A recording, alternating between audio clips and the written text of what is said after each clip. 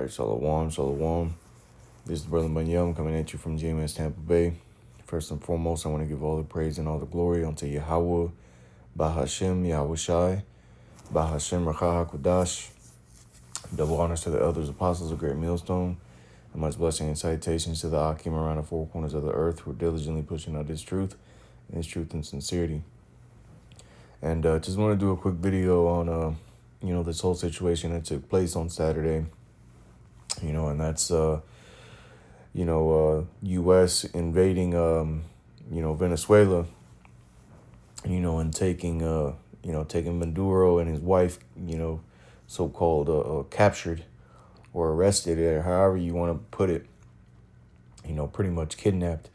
And the definition of kidnapping, for those of you that do not know, let's just get this real quick. Kidnapping, because I found this out a long time ago, what kidnapping means. Kidnapping definition says the act of abducting someone and holding them captive.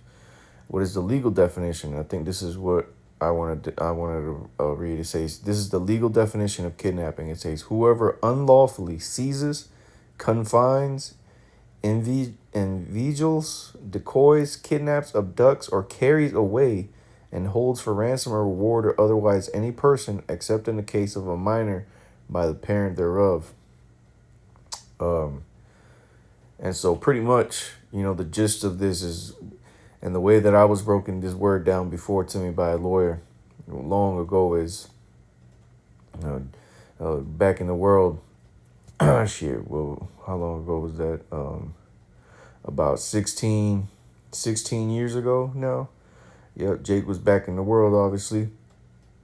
And, I had got arrested or whatever. And one of the original charges that I was arrested with was kidnapping, because I had told some people to move from one spot to another. And according to the definition in the law of kidnapping is if you forcefully tell someone to move from one spot to another, that's technically kidnapping. I was never convicted of any of that, because it was obviously, just they were trying to hit me with the book. But that is what the legal definition of this word kidnapping is: forcefully moving someone from one position to another position against their will. And that's exactly what they did, to this dude Maduro and his wife. They forcefully took him from one place and moved him, and not only moved him from one place to another, they took him across international country lines. Okay. And this is hey man, this is that cruel Lord that hey, and this is why you gotta pay attention to what the Spirit be saying, man, especially when the Spirit be speaking through the apostles and elders, men that have been seasoned in this thing that the Lord has been dealing with for years, man. It's important to listen to what the Spirit is speaking through these men, because the Apostle Tahar called that, this would be that cruel Lord. Okay, this is real quick, Isaiah chapter 19, and let's get it. Verse 4 says, "And the Egyptians will I give over into the hand of a cruel Lord, and a fierce king shall rule over them, saith the Lord of hosts." And this is that cruel Lord that you see ruling over the Egyptians. Okay, and of course we mean America, because America today is that spiritual Egypt. All right, and if you look, and you can type this in, and let's just type this in to verify it. All right, but I've looked this up before. Okay, and let's just type this in.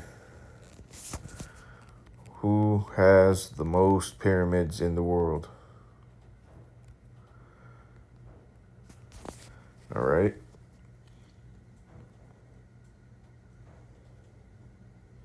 Let's see if it has a list. I think this is it right here. Pyramids by country. And if you see, it says here 5 countries with the most pyramids. Sudan, 255. Egypt, 119. United States is in 3rd place with 35.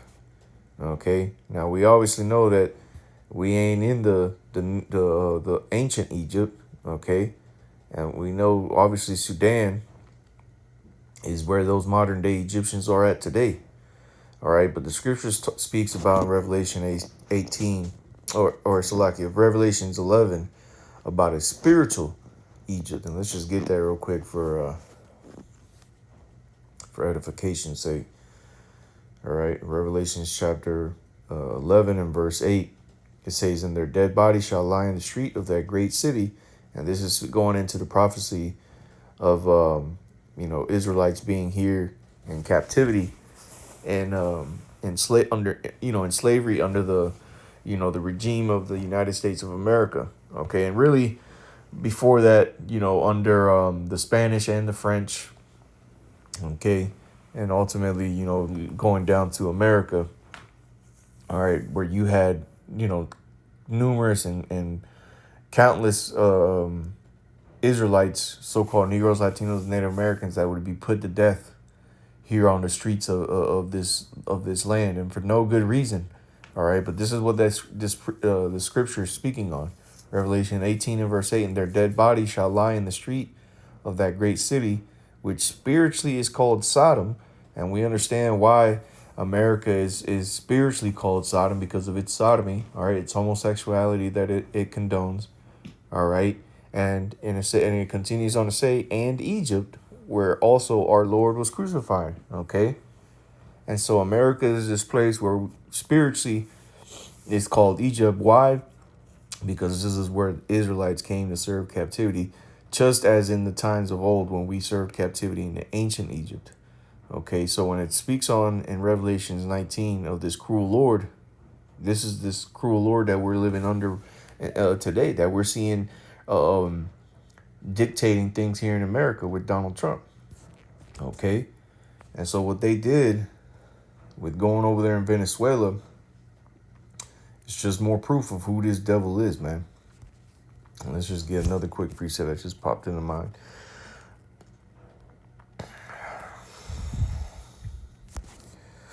All right. In Daniel's chapter 7 and verse 20.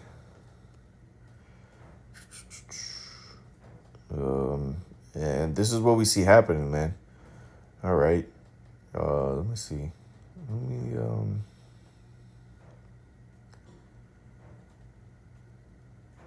I'll start at verse 19. Daniel 7 and 19, it says, "Then I would know the truth of the fourth beast, which was diverse from all the others, exceeding dreadful, whose teeth were of iron, and his nails of brass, which devoured, brake in pieces, and stamped the residue with his feet."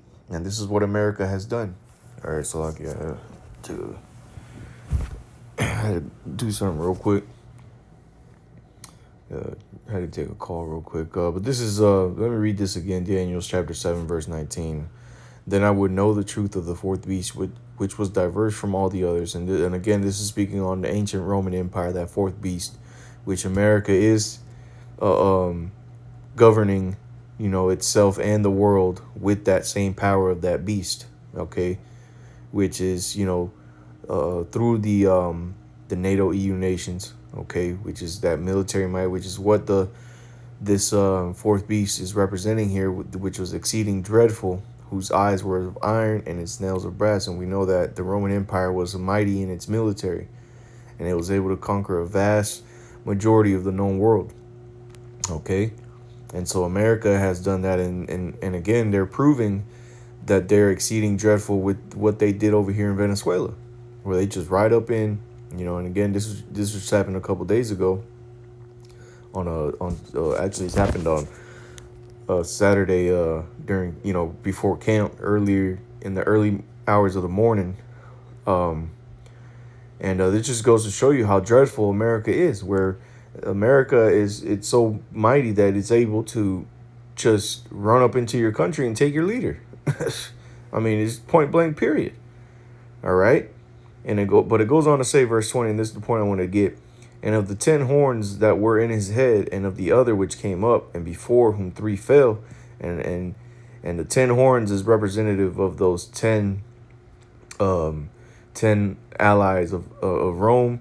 And fast forwarding it today, when the European Union, which is, or what we know as today as the European Union, when it was originally created, it was known as the EEC, the European Economic Community. And if I'm not mistaken, it was created in 1947 or 1949, right around there, or it might have been in 1957 or 59. I get it confused.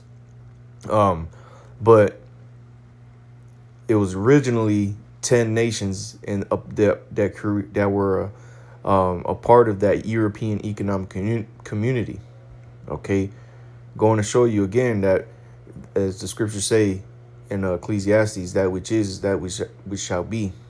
Okay, it's basically history repeats itself, and we see that America aligned itself with this European Economic Community, which today is known as the EU, and NATO, which some of a good portion of the NATO nations are a part of the European Union as well, the EU. But nonetheless, America is that whore that rideth upon this beast, because when you read Revelations chapter 17, it speaks about the same beast. Okay, a scarlet colored beast having 10 horns and 7 heads, right? And it says, and of the 10 horns that were in his head, and of the other which came up, and before whom 3 fell. And this is speaking about America. Okay? Because who were the 3 that fell? The 3 that fell going into those 7 heads, it was the Spanish, the French, and the British. Okay? The last 3 of the heads that ruled of Esau's empire, which Esau or Edom is the so-called white man. All right? And the last empires of his to rule were the Spanish, the French, and then the British being the 7th. And in Revelations chapter 17, it speaks about an 8th that came up out of the 7th, and that is America. Okay, so these 3 that fell was the Spanish, the French, and the British, and they all fell to who? To America. And it reads, even of that horn that had eyes, and a mouth that spake very great things, whose look was more stout than his fellows. And this is speaking on America. And just to, let's just get that word there for stout. Okay. Daniel 7:20. More stout than his fellows. This is going to the blue letter here. All right. And get this word for stout. It's Rob, great, captain, chief, and the Strong's definition is says captain, chief, great, lord, master. It says, let's see, this isn't even a word. It says great, to speak great things. Let's see if they have.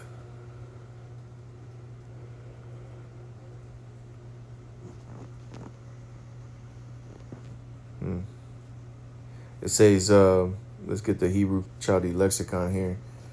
It says to speak great things, to speak proudly and piously. Okay, and that's what America does, man. They speak proudly. Okay, Donald Trump saying that they can do whatever the hell they want, and he goes into Venezuela and takes their whole president and his wife, and then charge them with a bunch of bullshit to justify themselves. To justify themselves going in there, which everyone knows exactly what it is for. And they came out and said it in the press conference that on Saturday, Trump came out and said that, look, we got control of the oil. And that's exactly why they went in there. They didn't go in there because Maduro had been carrying weapons of destruction and all this other bullshit that they see that they have used to say this is what we're charging him with. This is why we had to go get him. Well, if this was something that he had been charged with since, what they say, 2020, 2019, why is it that now they're going in there when they had all this time? You see, they went in there because it was strategic. It was a strategic invasion that it was much needed at this time because of the oil, man. Because America knows that it's about to go to war. And what they're now causing with this move is exactly what the scriptures lines up with when it speaks on this war that's getting ready to come. Because in Revelations chapter 17, okay, when it reads, And where is it?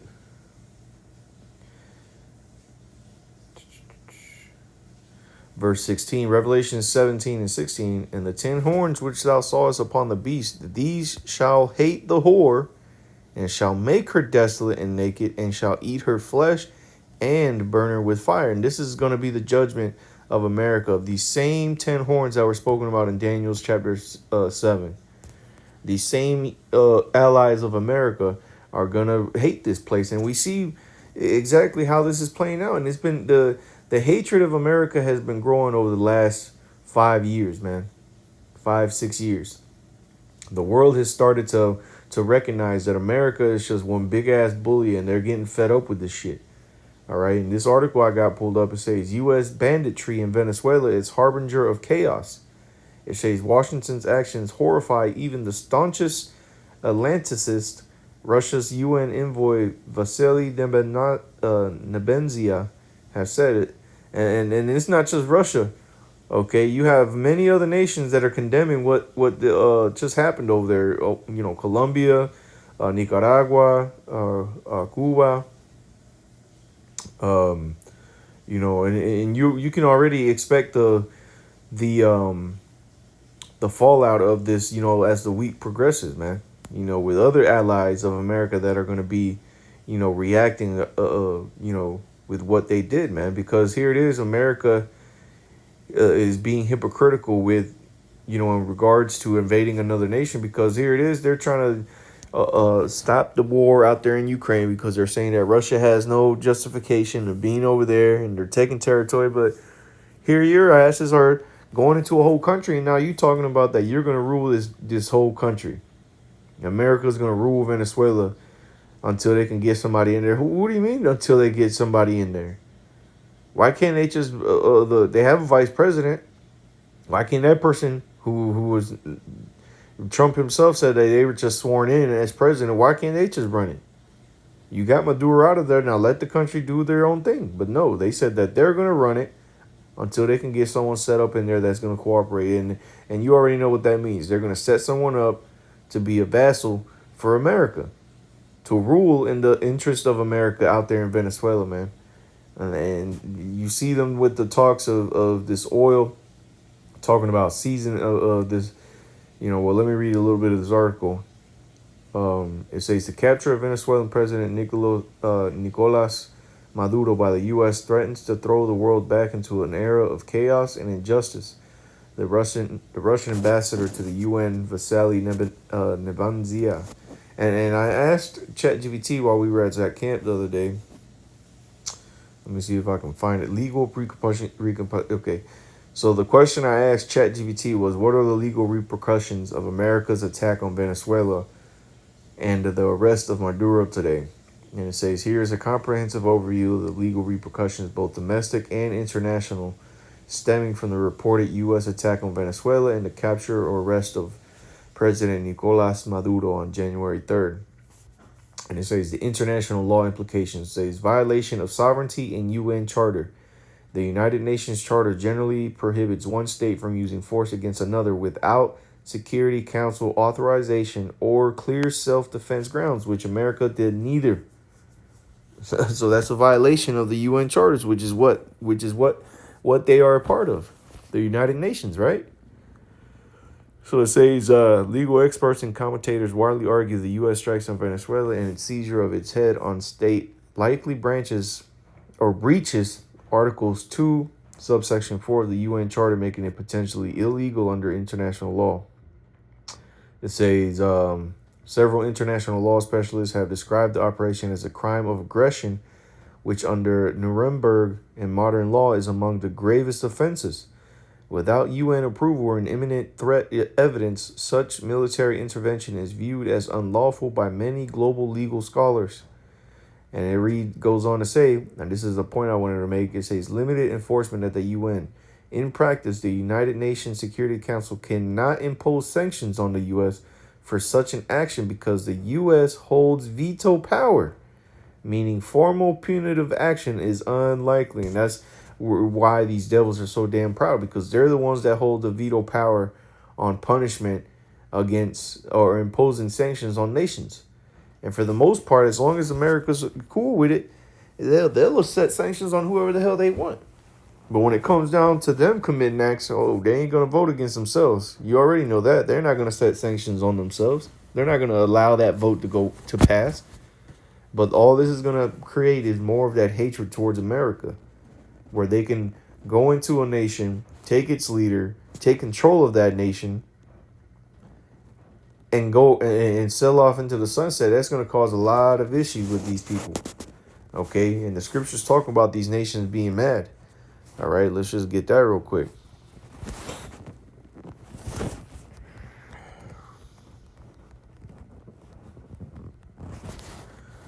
All right, Jeremiah 51.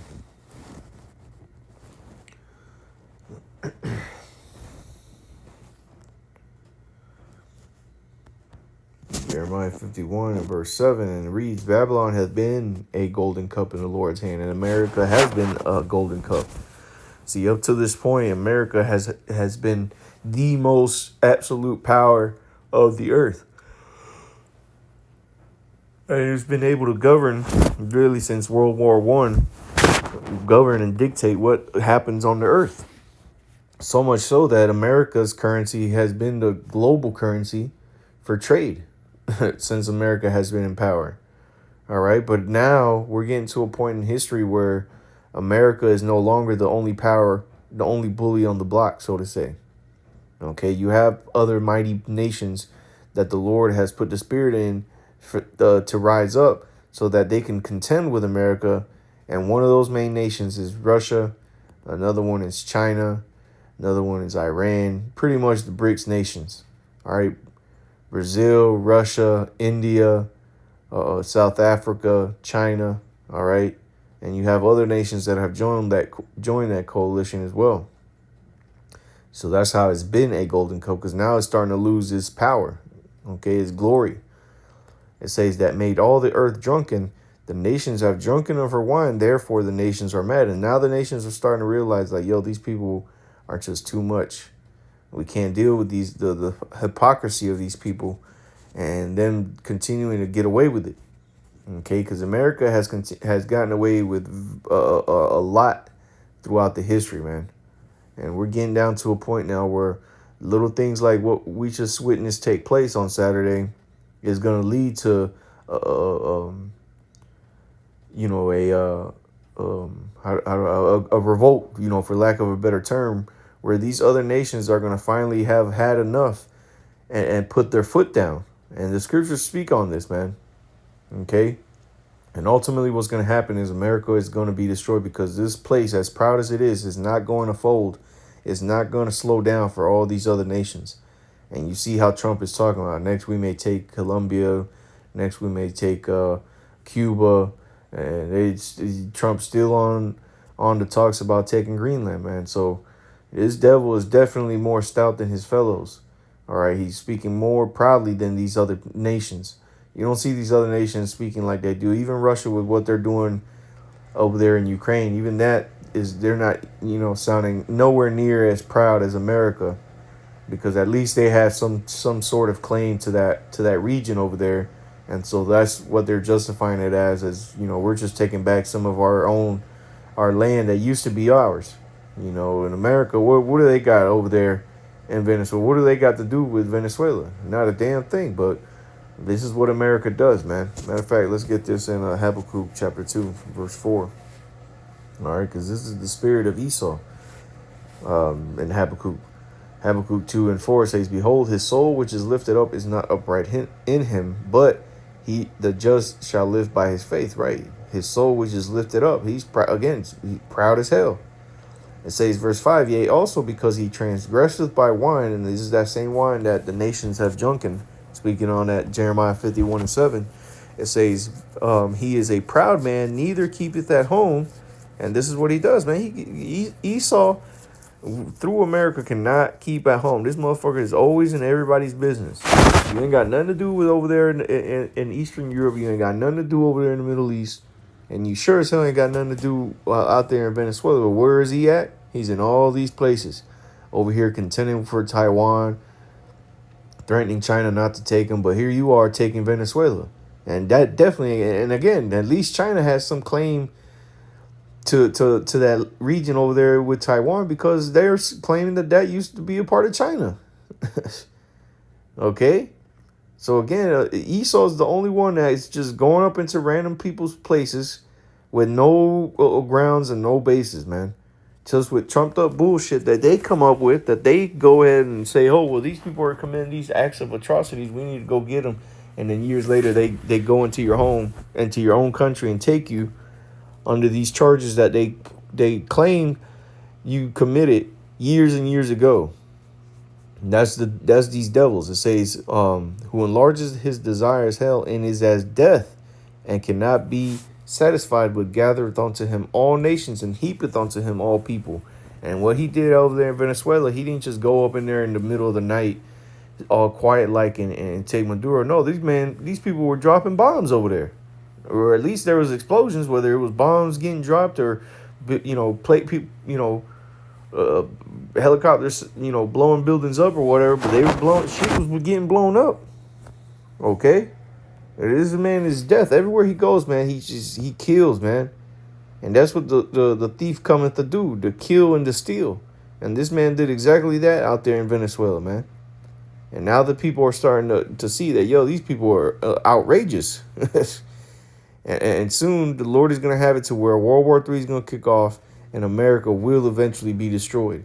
Not only by its enemies, but by its own allies that are going to turn its back on America because of the actions that is committed here in these times that we're living in. And then we see these things clearly playing out. So hey, Lord's will is edifying. I want to give all the praise and glory unto Yahweh, Bahashem, Yahushai, Bahashem, Rahahakudash. Double honors to the elders, apostles of Great Millstone, and much blessing and salutations to the Akim on the four corners of the earth who are diligently pushing out this truth and its truth and sincerity. With that, I say Shalom.